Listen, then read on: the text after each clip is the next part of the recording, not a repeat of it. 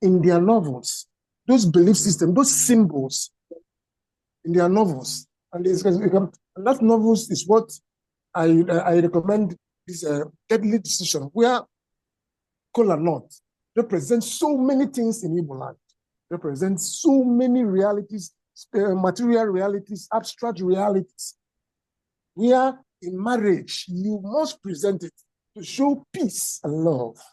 And the discourse involved in it is what makes the Kola North very, very important, very, very integral to Igbo society. And every place you are, in every society, in every institution in Igbo land, where you are welcome, you must be a Kola North to represent their welcoming spirit, the person coming, that we want you, you are part of us. We are praying through this as a symbol of our heritage, of our society. And the modern society is trying to frown at it because it is not in tandem with the constant evolving reality of modern world. And because some Christian denomination may call it anti-Christian principle, but it has been something that binds the society together as one. And the paper adopts functional theory. That's methodology that you was accepting. Okay, it's fine. Hello? You can go ahead. Go ahead, sir. Hello? We can hear you. Hello? You can go ahead, sir. Okay, adopts functionalism. Adopts functionalism. Real life situation. How people see themselves. Functional reality. What we are is what we import. What we are. How we are. So we are not what people want us to be like them, maybe weaponized principle or culture or tradition. We are what we are. And that's what the theory wants to be. And the paper uses the qualitative method, understanding the influence of traditional episteme in the folk discourse. And because this discourse, is inside in cultural linguistics, because cultural linguistics explores how language reflects and shapes cultural conceptualization. That means how cultural values, belief system, and practices or praxis are encoded in language. So if you are not a speaker of Igbo language, you may, especially those who travel outside, Japa people, especially that they may say they may frown on it because they are not in tune with the society that has that symbol, folklore. And folklore, then we are what we are. And that's why I say language discourse involves in discourse, in cultural linguistics, where these things are reflected. And we should abide by it, reflecting our cultural continuities and uncovers the latent power relations and social impact of sustainability of Igbo culture in our social world. And but if we don't guide it jealously, like the world is changing tremendously, we may have nothing to present to our next generation. We may have lacuna in the generational transfer of our life, of our values, of our way, and our way will expire or will be diminished in oblivion. Stop here. Thank you, sir. I think he's done. Hello, sir. Are you? I'm done, sir. Okay. The chair, sir. Hello? Yeah, Michael, you are done? Yes, sir. Yes, sir.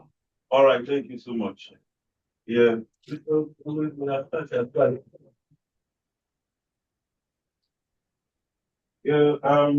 Okay, sir. Thank you for that plus. just hold on there. That Okay, I'm moving. that was a presentation by Michael. Michael has presented on the topic folklore discourses as sustainable right in family ties in Igbo society, in one goes every decision. So we will hold on there when we are done. I think we'll note our various questions and observations. Then we'll target them a few. So please don't go. What we do, I think Okay, we'll sir. go to the next presenter because at the end of the day, we'll take all the pools of wisdom from them. So next, I don't know if the next person is available.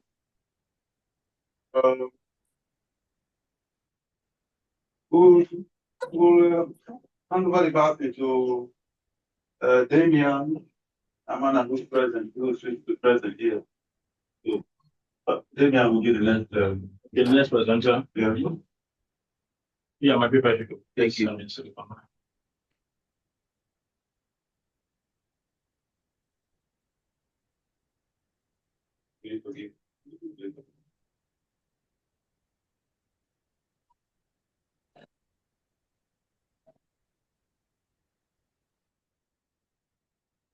You know how to begin. Is it right? Yeah. It's LS in the something. If you go to the beginning of it, I think this is not Okay. You can start from the start. Well, good evening, distinguished professors and learned scholars.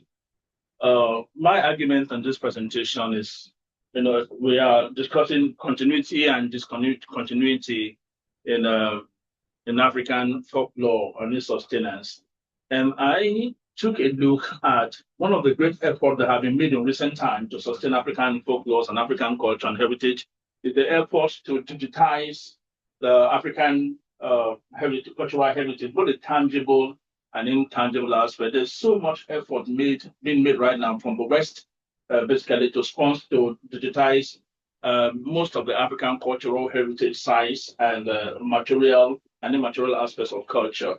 And many young African scholars are also benefited, just in history, from some of these archiving activities. As I speak right now, there are about 2 organizations in my own home university helping to digitize our data. And this venture, noble and great as it is, brings a lot of positive aim to the work of Africa. One, it helps us to conserve our African heritage. When this our heritage goes online, when they are digitized in this way, some of the popular hazards that actually destroys African cultural heritage, like fire, like water, like unrest, like civil unrest, like careless inattention. Like in my state right now, we hold one of the what should be one of the greatest cultural heritage of Nigeria. The first capital of this nation is in my state, Kogi State. I can bet that many of us don't know it at Lokoja. And people like Lord Lugard stayed at Lokoja, the headquarters in Lokoja. There's a Lord Lugard house in Lokoja, even today at this moment, but it's been turned to a beer parlor. People just come and drink around there and then mess up the area. And there was so much colonial cemeteries and colonial activists in Kogi State there. And then because of the strategic position of the state being a conflict, people could come on the river. Most of these white men traveling on the river those days. So there's so much danger to cultural heritage in Africa. And therefore, the activity of digitizing this African cultural heritage is a noble venture. Like I say, they preserve this cultural heritage. In the age of artificial intelligence, one of the things that we need more now, the creation of big data, I mean that all things must go online. And this data being digitized online, therefore, give the AI materials to access and to leverage on in creating its own tales and stories. Now, great, however, as this digitization also is, it also helps Africa to great visibility. To those who may not have known about this cultural heritage in other climes, they are able to see some of these cultural heritage aspects from Africa and see them as it is in their authenticity. Now, Some organizations, next slide, some organizations actually are far more behind this digitizing activity than others. And I want to, most of it is appalling to the African, all the arguments we make about Africa and African scholarship. It is sincerely appalling and insulting to find out that all the effort to conserve African heritage is not done by Nigerian government or African governments. Neither is it carried out by African scholars or African big men. The efforts at digitizing is actually carried out by some of the agencies and organizations in the West. I mentioned number one, strong in the digitizing activity is this is from the ground entry at the British Museum of Arts and Culture. They've been very strong, spend so much money in digitizing African cultural heritage in Nigeria, in Ghana, in Sierra Leone, and many parts of Africa and parts of the world. Then recently, adding to the list of those great media moguls who contribute to digitizing African content is Google Arts and Culture. You can actually go online at any place and then you can access a lot of work done by Google Arts and Culture in digitizing African cultural heritage. What led me into this research was an experience I had. I went to Pan Atlantic University here to carry out a research, and they have a very beautiful, one of the best museums in Nigeria, the Yemisi Shillong Museum of Arts, one of the best we have in Africa. And as I look at the beauty of this place, I asked them, because I was doing a work on digitalization, is this your museum digitized? And they said, yes, it is digitized. And I said, but who? They even referred me to the Google Arts and Culture. So I went and I saw it, and it's beautiful over there. And then Germany is also spending a lot of money in digitizing efforts. There's a great work on digitizing all the Benin, old Benin artifacts, the knock of Benin, the terracotta heads. The University of Rotterdam is spending so much money to digitize more than 1,200,000 artifacts, some in different museums. And also there's a collabo on these big industries at carrying out this great model of this next line, carrying out this digitizing work.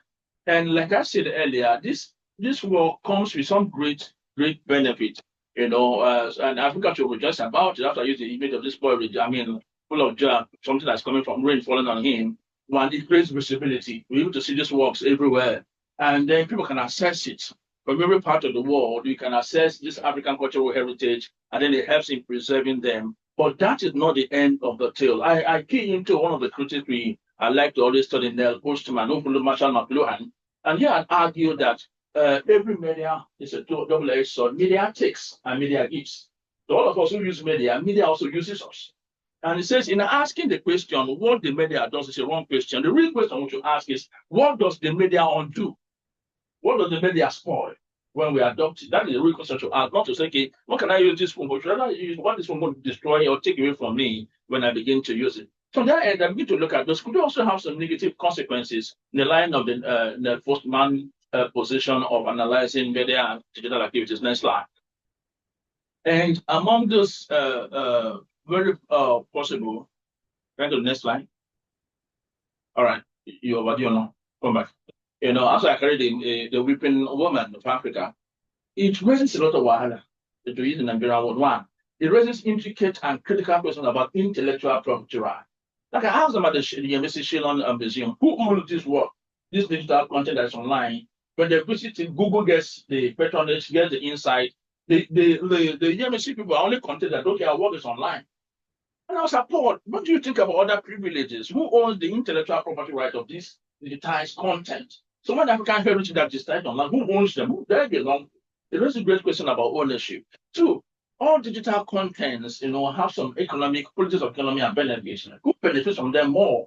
Shillong's name is Shillong, Pan Atlantic, who are seen online, or Google, who gets more patronage for advertisement online and increase its own clientele base. And I bet that Google does. Then number three, it also appreciates the idea of cultural memory sovereignty. You're no longer the owner of your cultural area because that's gone out of your control. And then four, who controls it? The access. And five, when they put this online, who determines the aesthetics of this streaming? This raises some very serious ethical questions for me that should be interrogated. So with that, I came with some objective questions to investigate the political and economic implications of foreign sponsorship in heritage digitization projects in Africa, in Ghana, Sierra Leone, and all around. Then to assess the extent to which local communities retain ownership and control over the digitized assets. Then number two, to examine the extent to which local communities contribute in the aesthetics of digitized framing of content. Next line. And then for my methodology, I use a mixed methodology because more of a case study that we use a triangulated method. I do case studies from Nigeria, studying terracotta digitization. Then I hope to extend it to Africa, West Africa, so you can more elaborate, make a statement about Africa, the digitization of the Ashanti Royal Archives, then the Liberian oral history. So I took a couple of case studies across West African nations, and I'm using critical discourse analysis. I'm looking at the beyond document to look at the documents. What documents were signed? What were the agreements that were made? When some of these great people like even UNESCO too is also very much involved in digitizing effort. What were the agreements on paper and who takes advantage in this? Like Karl Marx were asked, to whose benefit. Then I carried out key informers interviews, interviewing some of the great activists and some of the owners of this archive to find out who benefits from this, using some thematic analysis and running the quantitative analysis. That's one. And my findings from this, the work is ongoing, I must say. I've not finished it yet, and I hope to finish it. I'm even looking for sponsorship. Please, anybody who knows who to give me sponsorship, please indicate for me so I can collaborate and get some money to get it all done. Because I want to go. This is a strong statement I really want to make. Ownership ambiguities. From my findings, in most digitized projects to examine, ownership of digital copies resided with the funding institutions, not local communities or national heritage bodies. Then ambiguity in intellectual property rights. Contracts often favor foreign entities, those who carry out digitization. Then economic disparities in access to the gains that come from this digital content online. And then part of my findings still, restricted access. You could, like all websites, the owners can look at it online like other persons, but the replay, power play behind is owned by the foreign companies. Then there's a lack of legal framework. I checked all around the whole of Africa. There is no policy statements on digitized content, and except UNESCO that has something similar, but Africa has none. Therefore, that leaves Africa a little bit too vulnerable and too open to be used and done in this material. And there's going to be a high tendency of cultural misinterpretation because when somebody else is telling your narrative, that puts you at the receiving end from part of the finder. And then recommendation. I really want to work out towards, we need to have a strong local policy or policies on, we're going to digitize this content, who owns what, who does it belong to, we need to really have that done in Nigeria. And then equitable partnerships where agreements can create a real balance of I win and you win, not a subtlety of I win and you have, like it was in the olden days, you carry the mirrors and we get the resources. And then you carry the gene and we take the gold. And then capacity building. We need to train locals. My greatest embarrassment is that most of the archivists or those who are even involved with some of these cultural heritage sites are also concerned about anything being done online by their heritage. So they just, it's been done. They did a good job, they had great cameras, and because they lack the capacity actually.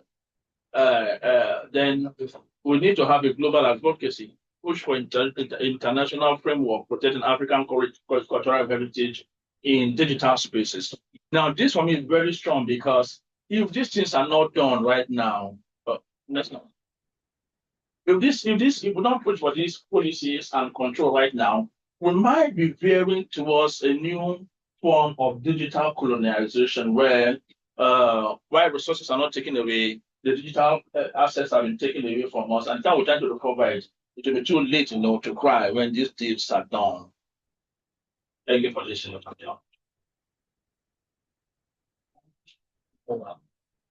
Thank you so much, Daniel and Madam, for doing justice to the topic, whose heritage is this, assessing the political economy of ownership on show, the digitization of African cultural heritage. Yeah, just like I said earlier, there might be many questions or some questions are waiting. Just pencil them down.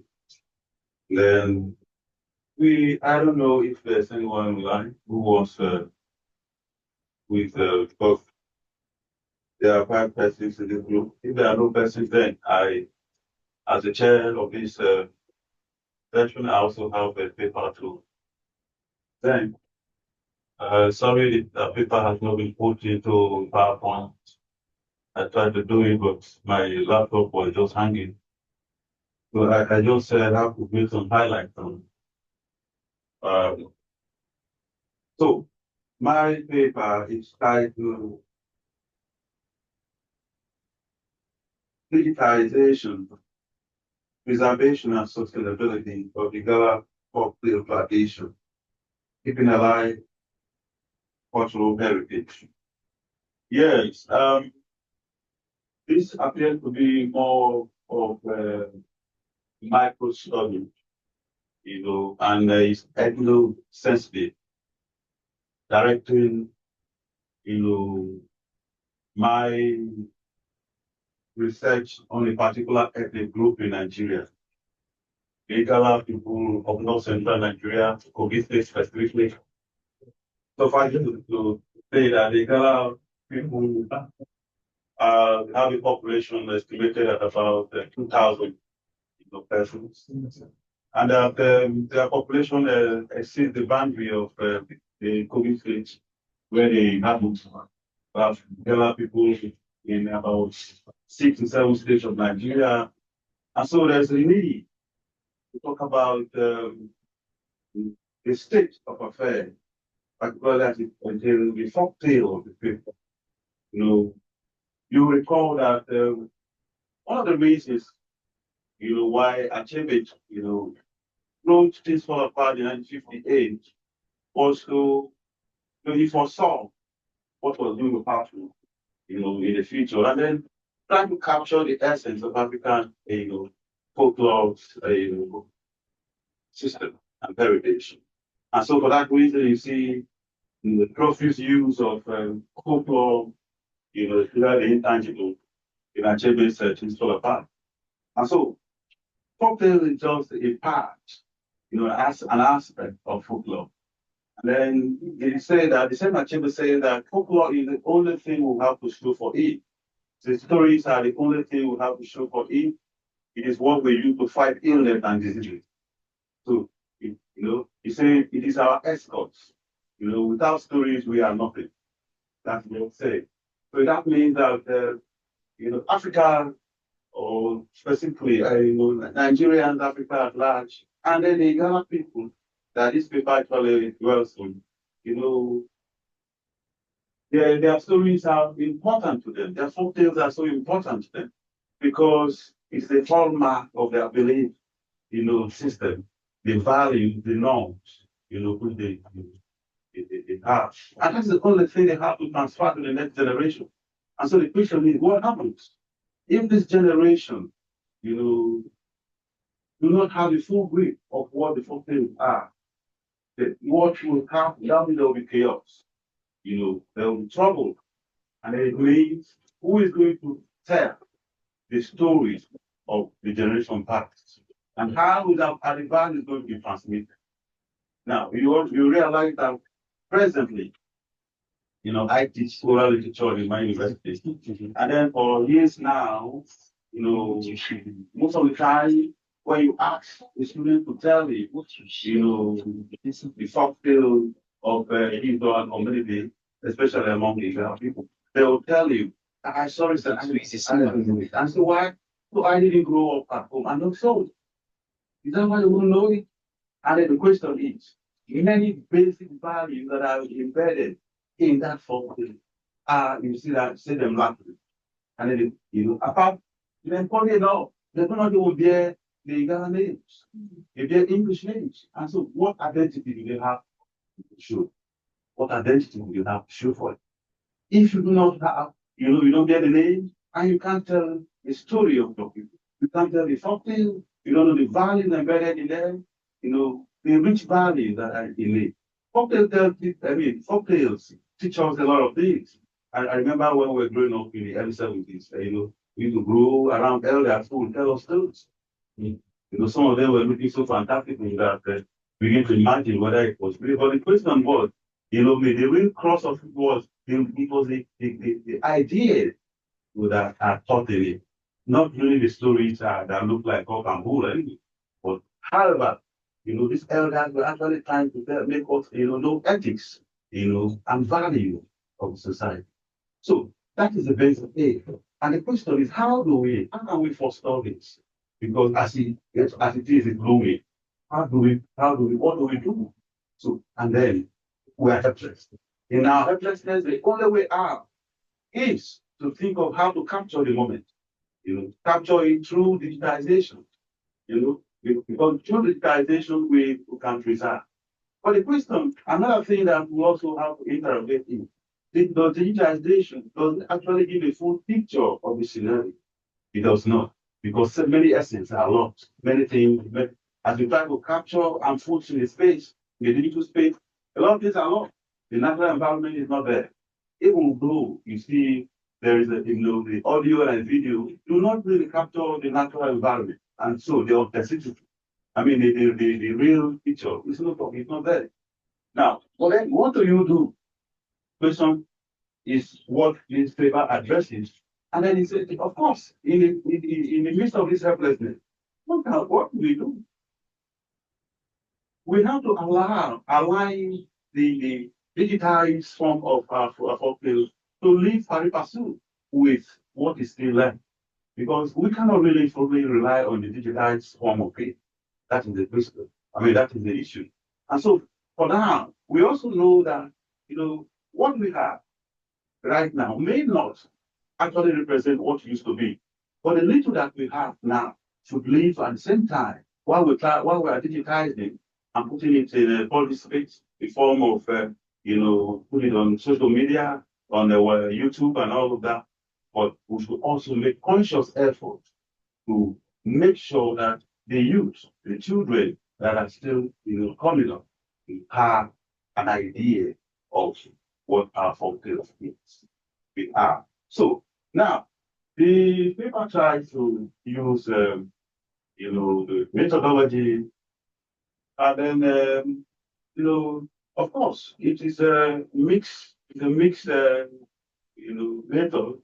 both quantitative and qualitative method of the data collection. You have to go to the field. You must go to the field to gather data, and you must meet the stakeholder, the storytellers, the elders of the land, and then you have to capture that and put that in space. So the question is again, if we do that, then what happens? Who enjoys the benefit, just like the last speaker said, who is going to enjoy the monetary benefit that is put in space? See the elders that are going to have that? Of course, the leadership will know what it takes. You have done the capturing and put that on space, probably on your own YouTube, and you get the money.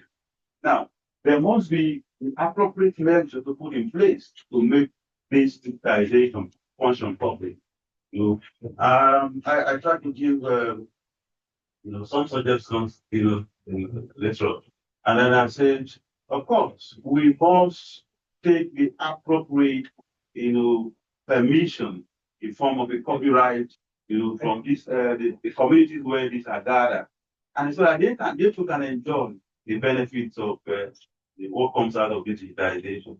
Now, digitization makes the data available to the whole world for assessment. And so, without coming to Igala land, for instance, anyone all over the world can access, and then even learn about the culture of the people, learn the history of it through the folklore that have been rendered. So, I try to use the synergy of two theories, the functionalist theory, by Emily Duncan, and then trying to see how each spectrum of society contributes to the development and the progress of society. And of course, the folktales are very important parts. If you remove the folktales from African society, it's as good as you have removed the blood from an individual. And so that is it. So folktales are very important. They have their function. And then the oral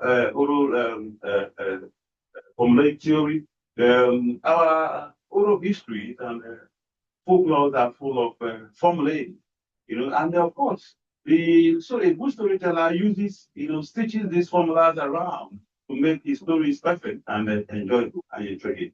So, if you're trying to digitize, you should also take note of the old formulae that are embedded in our. So I think that is what I try to do, because it's important. Then the question, another thing is, if we try to get this digitized, of course, the essence is to preserve it and then to sustain it. And so these three keywords must go together, as long as we try to catch a space and then we also make relevance of our cultural heritage, especially for the good. I have my conclusion is on the basis that, for us to digitize, we should not, completely throw aside, that which, still exists, which looks like a pride, a shadow of what it used to be. Thank you very much. That's it.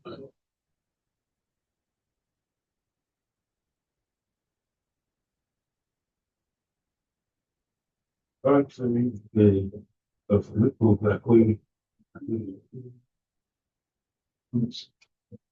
okay. As it is, I do not think whether we'll have five present. Mr. here, but I do not know that there's the two other persons are not here too. In the absence of any other presentation, we entertain observation, comment, and question. Thank you very much. So maybe beginning from the first presenter. Yeah? Okay, anyhow, okay. That's all. So thank you for that insightful presentation. So I just need more clarifications for your presentation. And of course, you mentioned that an efficient storyteller was talking about African or narrating African stories based on oral tradition, usually deploy a certain oral formula. And of course, in digitizing oral literature and folklore, for instance, we also have to make consideration of the nuances expressed by this formula. So I need to actually know specifically exactly what these oral formulas are. What exactly, make reference to some of the examples of. Okay, that's a good one. If you are familiar with African stories, especially the stories about the tortoise, like in my own place, the tortoise is the archetype, that appears up and on. Then they say that, the tortoise does not die, or it doesn't die. When it seems that a particular story tried to put an end to his life, you see it's resurfacing another time.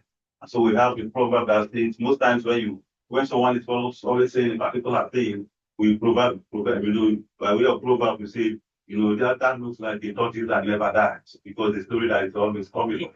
So in the stories, the storyteller, mind you, is not producing, is not having exclusive, it's not giving birth to brand new stories. It's not giving birth to brand new stories. And because it's not giving birth to brand new stories, it's telling a story that probably has existed over years.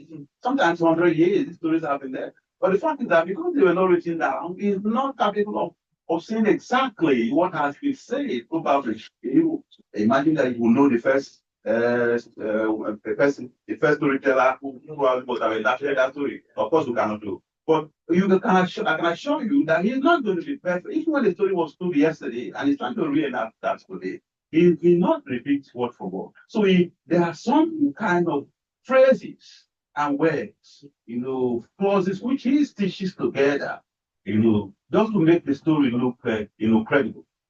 So some of these stock words, they are called the formulae that are called in storytelling. Yeah.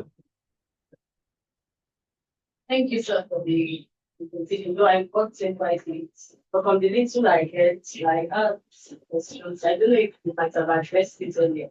Yeah. But I was wondering, digitalization is meant to preserve cultural heritage and so on. Now, are there provisions to actually protect the copyrights of the original owners of these indigenous knowledge systems? Because when everything becomes digitalized and they are not getting royalties or anything, who is going to advocate for them? Do they have patents or anything that protects their Thank you very much. Sorry, sir. I just ask you a question. I don't when it comes to you utilizing some of these things that people like our cultural heritage. Yeah. As time goes on, if you're not taking, we also tend to lose all those products, all those heritages to other culture, other people. For instance, now there are a case study about the repatriation of all these heritage being sterilized. So I have I have a brass up phase that as time goes on, when this generation goes, another one comes in, how do they trace back original artifacts that belong to them or the anything that belong to them, the owners? For instance, now you design this folklore as the owner of it, as the owner of it, and when you get after a generation, mine is now back on board. How do we trace all these things back? Since they are folklore, are there other ways? So I'm thinking, do you have a time bound towards you want to utilize, or it's just for every of these heritage? Thank you.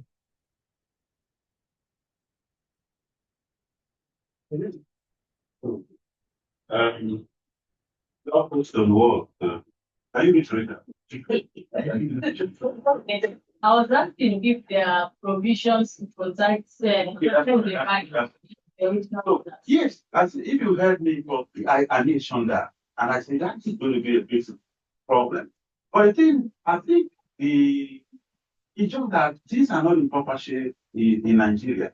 Otherwise, the culture and tourism ministry and then the federal ministry of education, in collaboration with tourism and culture, can come up with law such as this. I say, okay, we are encouraging digitalization, but if we must do it, we must pass through, get some proper, permission, and it must be properly documented. So that at the end of the day, if it has been digital, royalties are going to go to the host community or whatever the people that produce it. I think it's about the wing of the government. And of course, you and I cannot do that except we are backed. So I think it's high time we like buy the government, or whoever, so that we can regulate the government. Because at the individual level, you cannot regulate. Yeah. This time, I want to answer. Yes, sir. Okay. I don't know. And I just wanted to chip in something okay, based on what you said, that recommending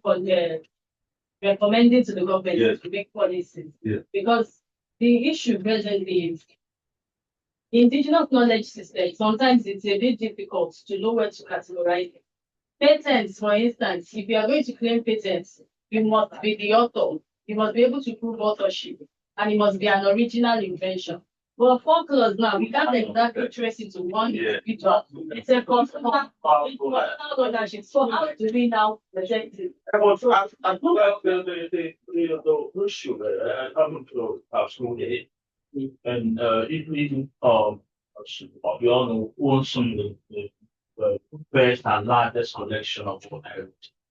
There are churches that are well for Jesus, and if you look for historical Western, the house of Da Vinci, the house of Michelangelo, all of them are very Florence and Venice.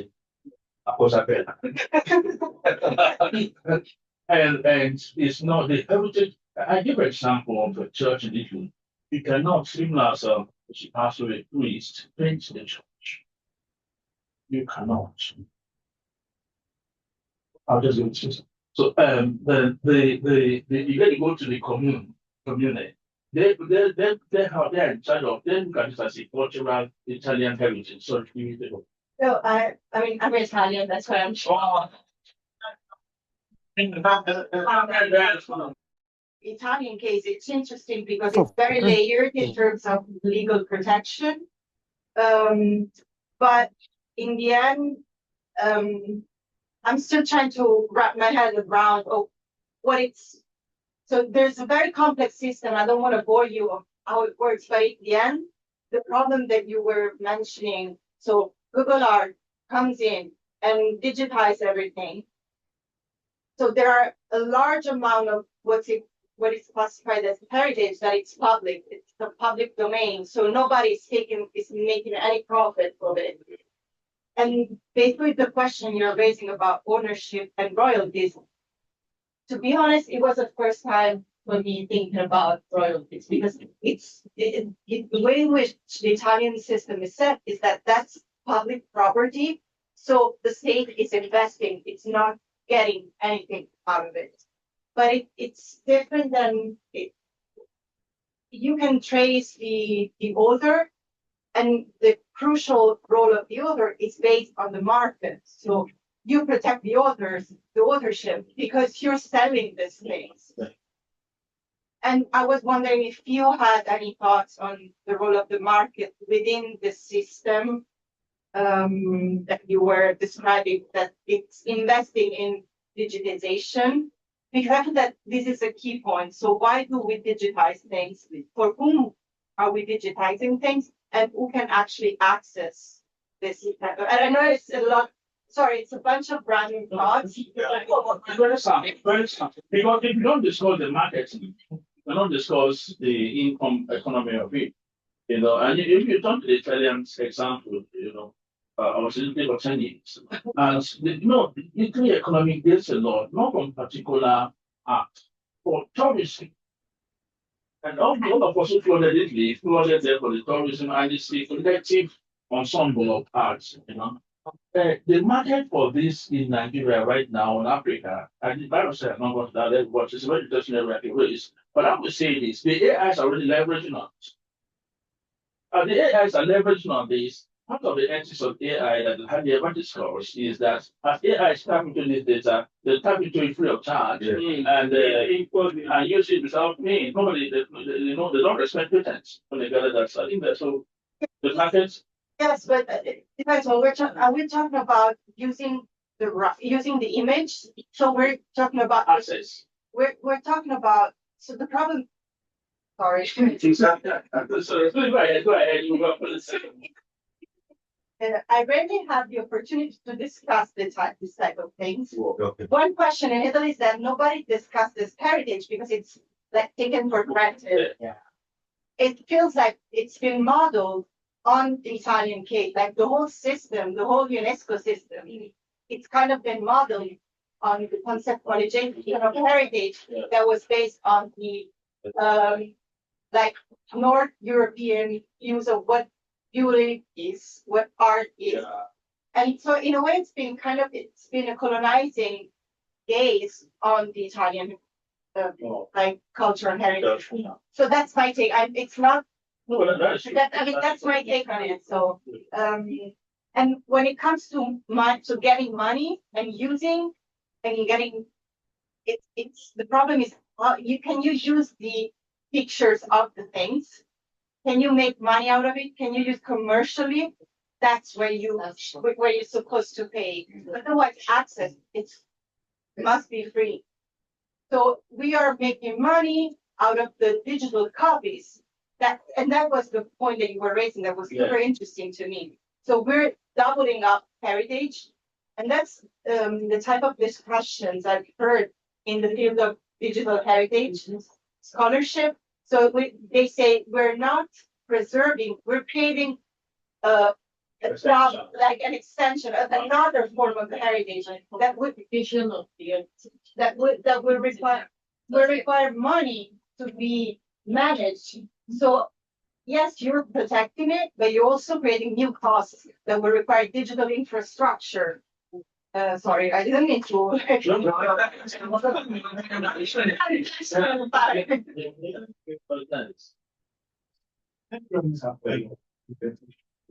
Yeah, the emphasis is on digitalization of the folktales.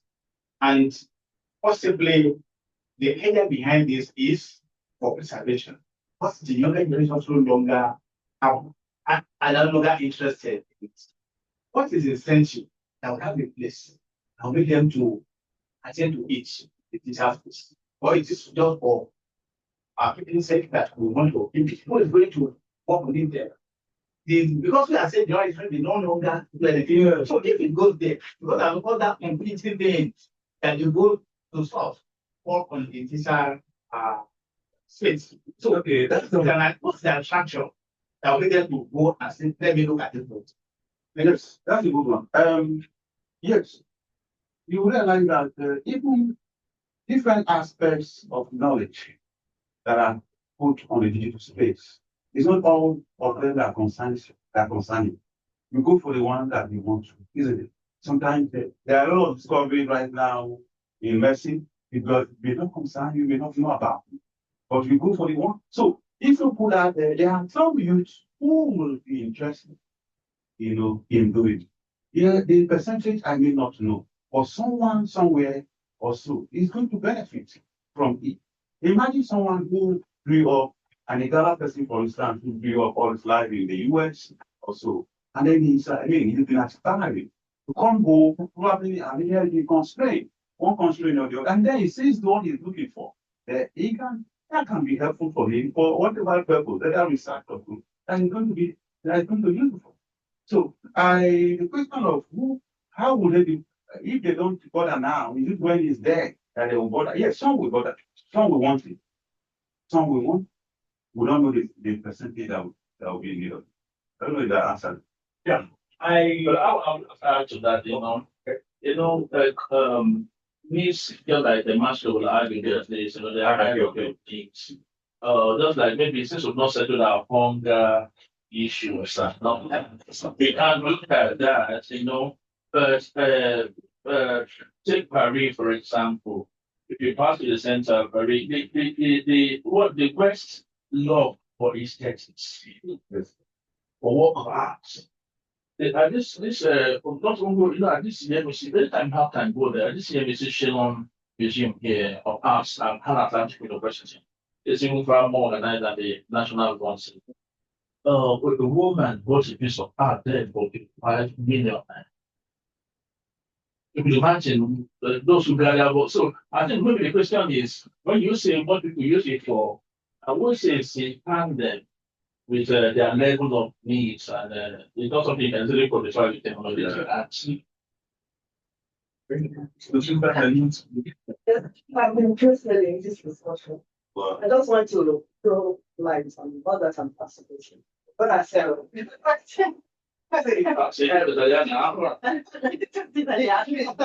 Nigeria, we don't know how to preserve culture. That is the truth. Yeah.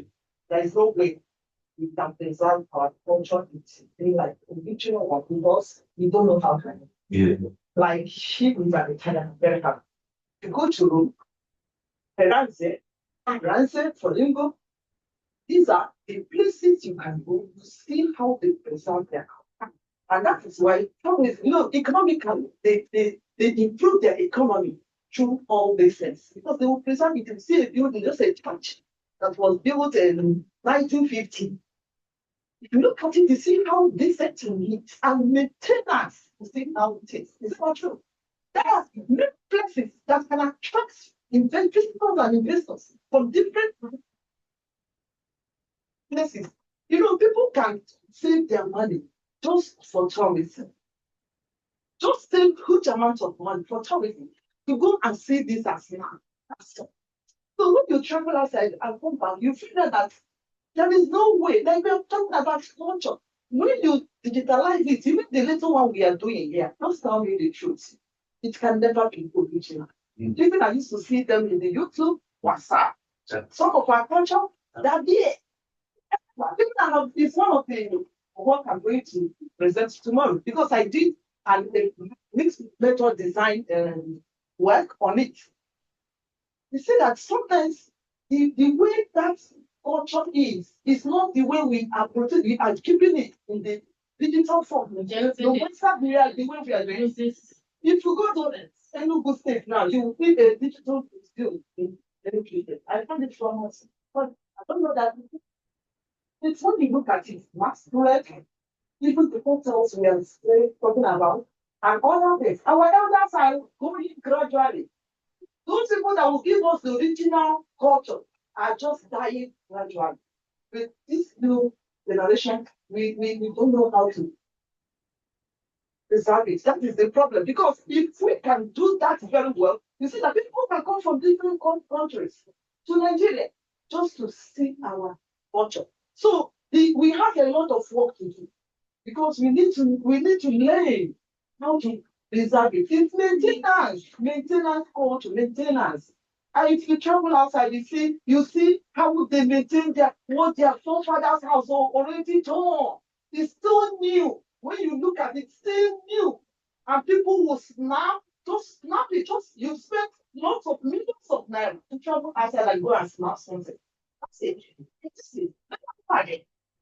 So you see, that is the one the problem we have in the country, and it's supposed to be a new retreat. We have to find out how we should preserve it. Thank you.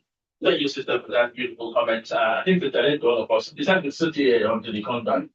Yeah, the book like you on behalf of the contract. Yes, sir. You know, I think the presentation of like he has his time before you, sir.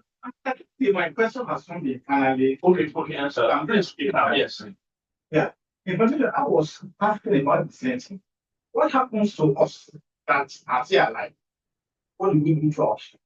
To take our children about folktales, about our culture, and what do we do? So I think towards that it's about we. Are you referring to it? Yes, Great. it's about we as owner of this culture, first appreciating the culture. And this is that it's something, also don't appreciate, we can't pass to the next generation. So if my dad man does not appreciate the Yoruba culture, very sure won't teach me some of this folklore story, our heritage, our background, traditional background. If when he himself appreciates it, he can teach me. Through my own curiosity, I want to learn more about it.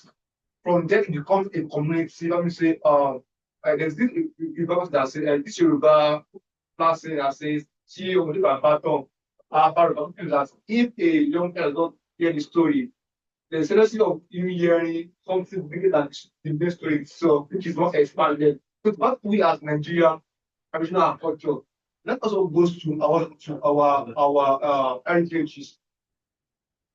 One, we also have to cancel our mindset of this thing that they are spiritual, they are fetish. Because these are some of the things again that's making some people not to appreciate or welcome some of this discussion. The time that they are mostly now first in the State, that was between 2023, and there is a circular by people that now first in the fetish events. Before you know about it, even those who want to attend the event, they have to withdraw. So people who book their tickets to come from other states, those of the sample that went viral, they have to withdraw. Until these ones people are no, this is not what it is. So we have to first appreciate our culture, what we have, so that start thinking of how we can now pass to the next generation. Thank you. I think she has a hand before you. Make it comment so others can answer. Yes, thank you. Sorry. Sorry, it's not sure. Okay, sorry.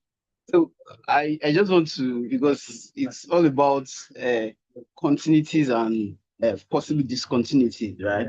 So, and from the historical point of view, when we are like trying to compare the Italian like appreciation of cultural preservation and the likes compared to Africa, particularly Nigeria, we see there are a lot of historical events, there are a lot of happenstances that have occurred over time to the African mind itself, like to the African mind themselves. We talked about colonizations, we talked about Christianization, we talked about Islamization.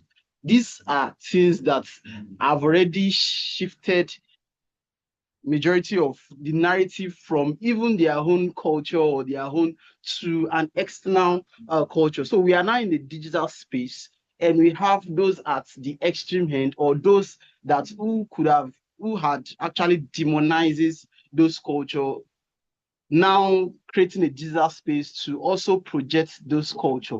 And we are not also owning that infrastructure. So we see a kind of, so we must start from, there are a lot of intricacies around that.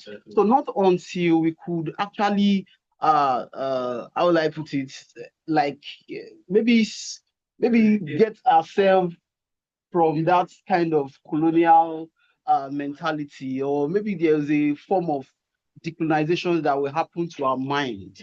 Maybe then we can start thinking about how to now even preserve that culture. And I'll also give it to those that created that digital spaces, digital infrastructure we use today, because left to them, a lot of what is it called? Is a capital world, and it's a capital space.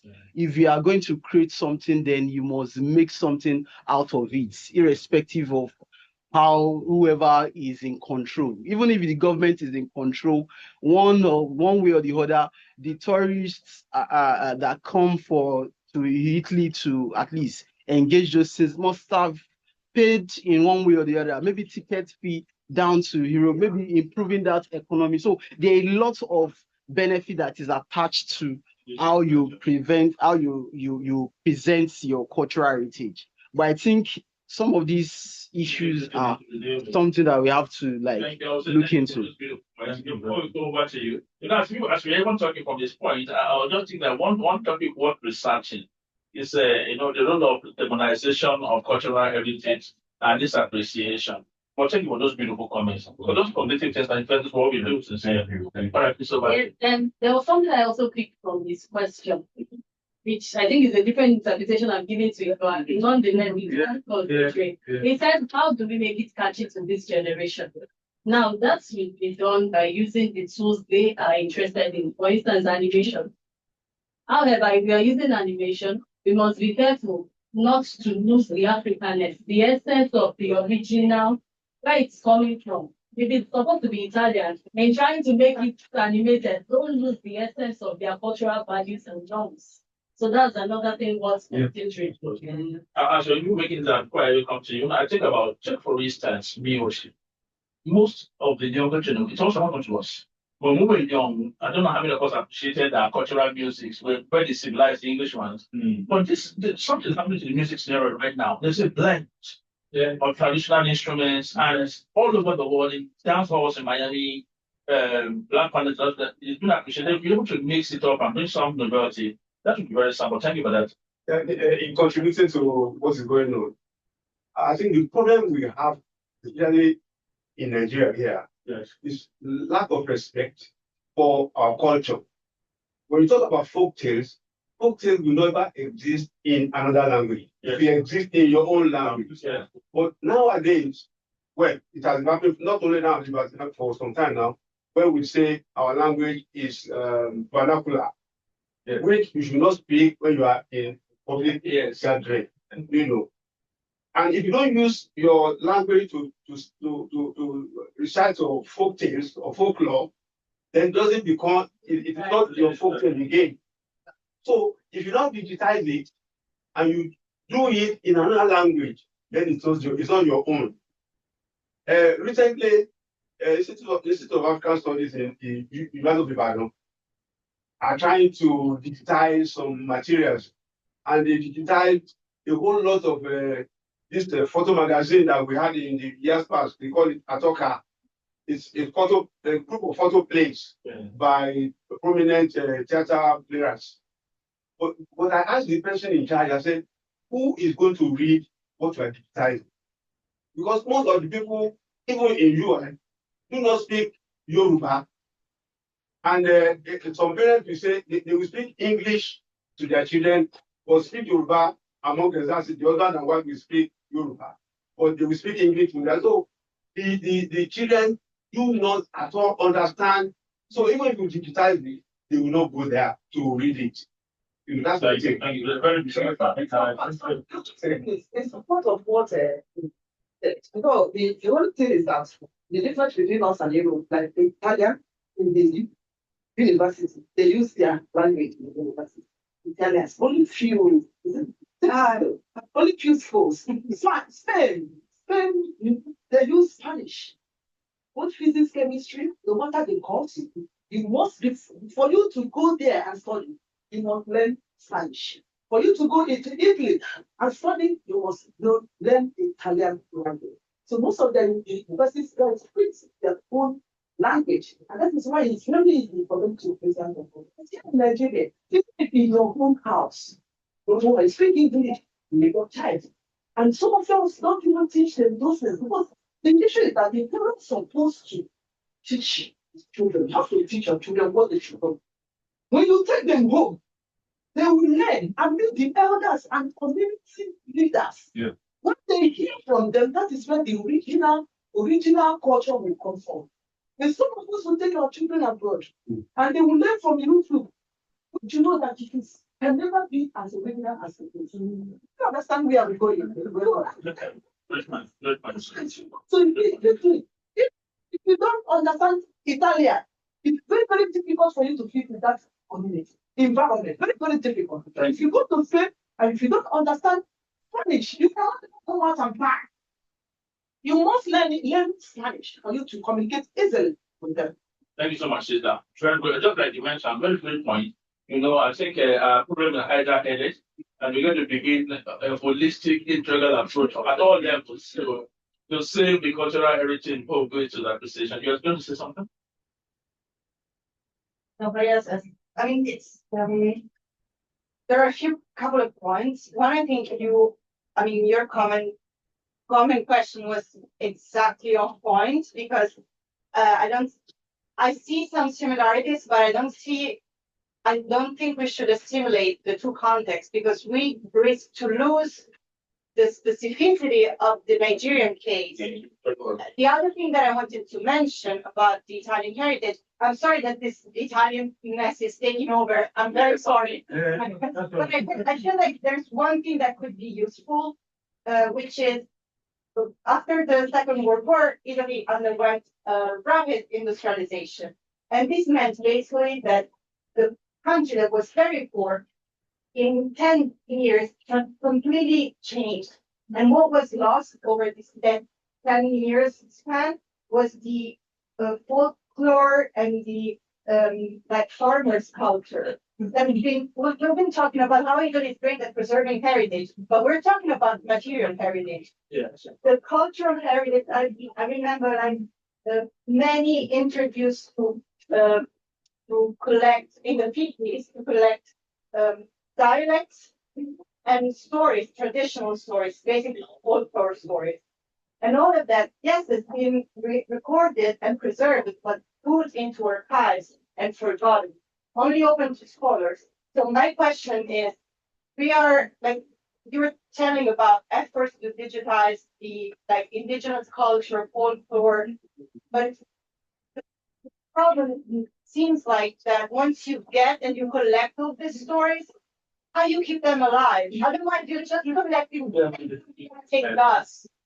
And the question of making things relevant for younger generations, to me, that's the thing. So the reason why I'm saying this out loud is just because I feel like I come from a context where we've already seen the failure and the attempt to preserving folklore and failed poorly. And also the fact that cultural heritage has been for long preserved for the sake of tourists, instead of for the sake of locals, and created great distortion. So places like Florence or Rome are not accessible to the locals anymore. So people are getting pushed out.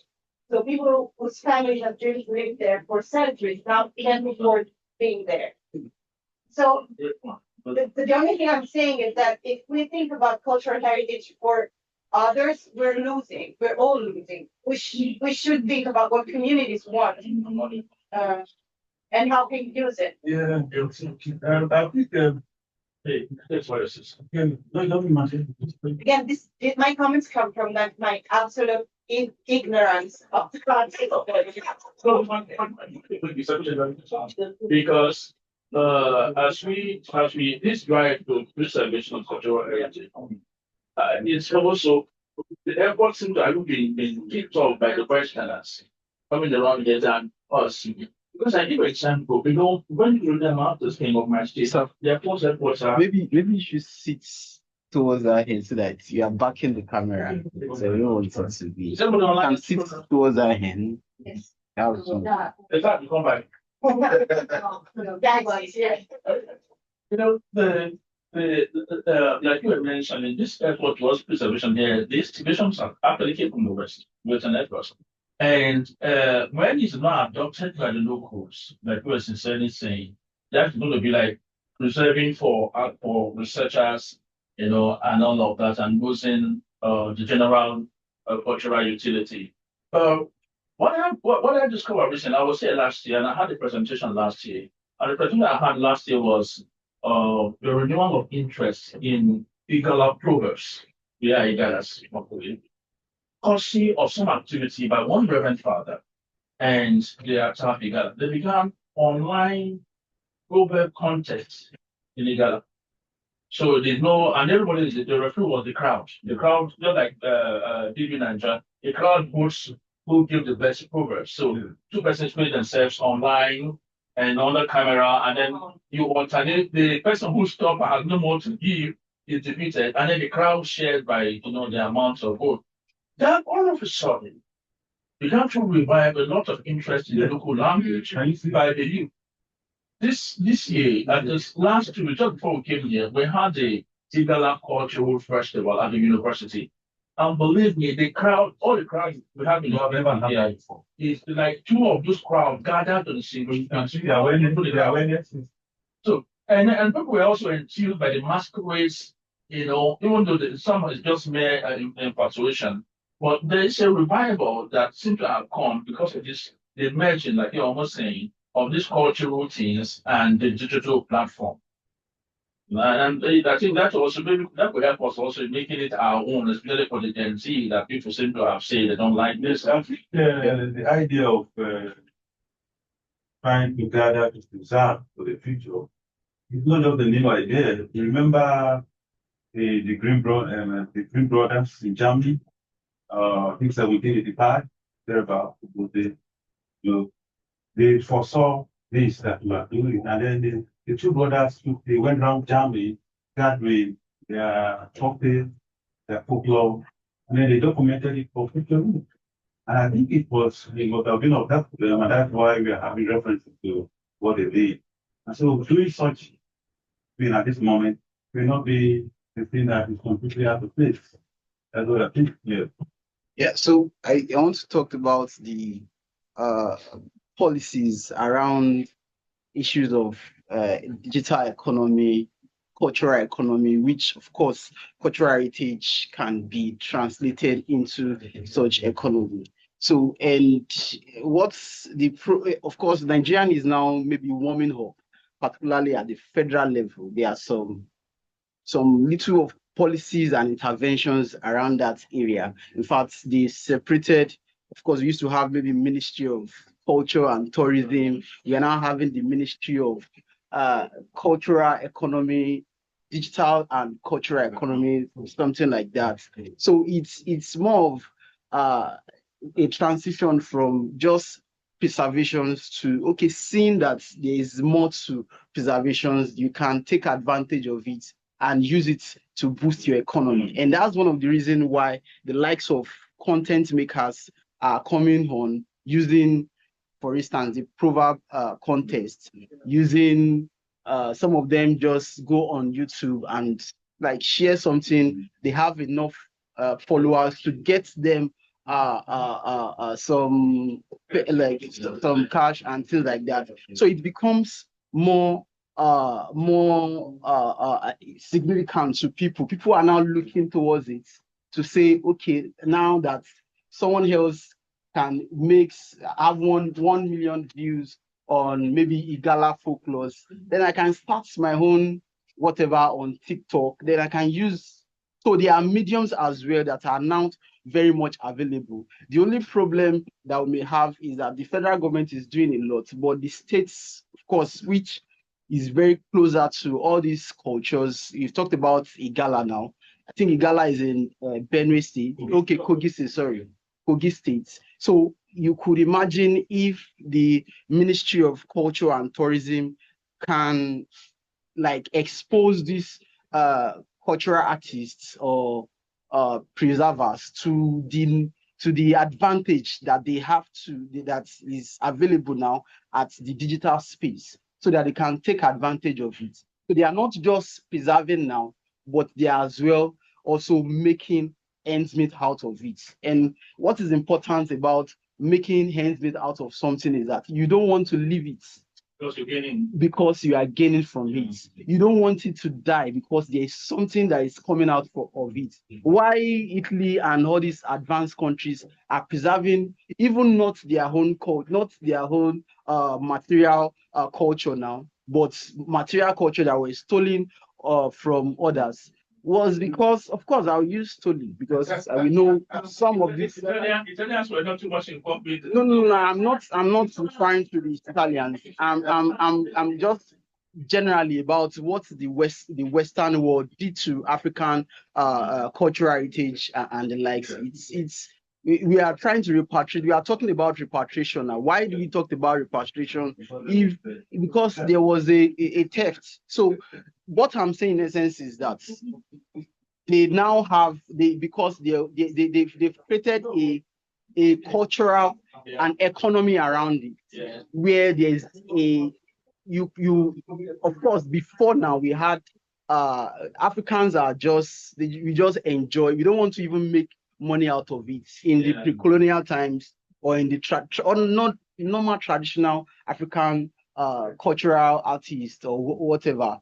Just feels it's just so it's a cultural expression, not really making something out of it. But I think the age we've come to age of digitization where we can now see the demand and supply that comes out of it, the forces that's meddle into our culture, and some youths, especially youths, are taking advantage of it.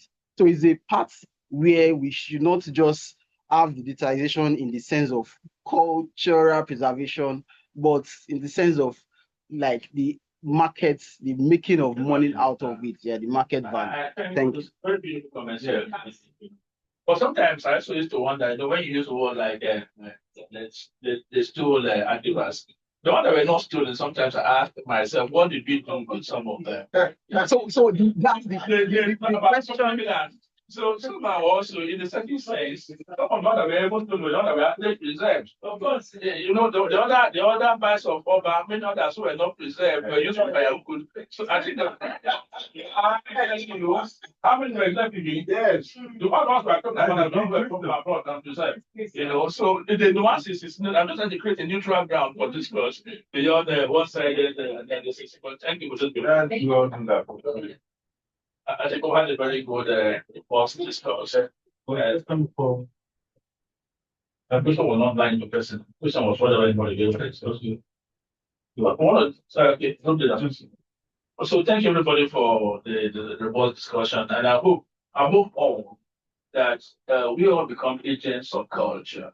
And as we go back now, when there's an aperture, when your mind is open to something, it opens an orifice of knowledge and appreciation. They also begin to little efforts we make in our homes, in our society, to begin to put our cultures in very strategic minds.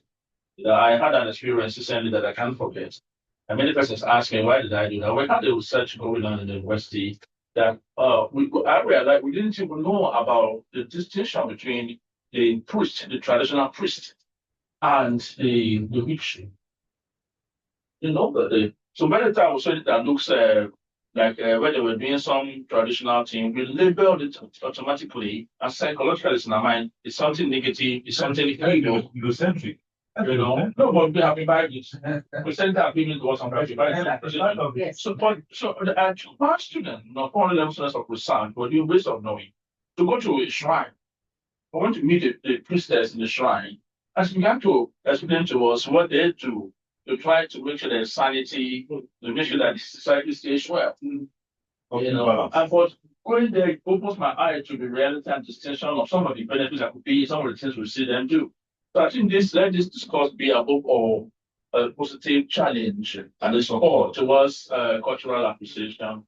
And then if you have any people you want to write around this, you can always collaborate. Let the group be the action.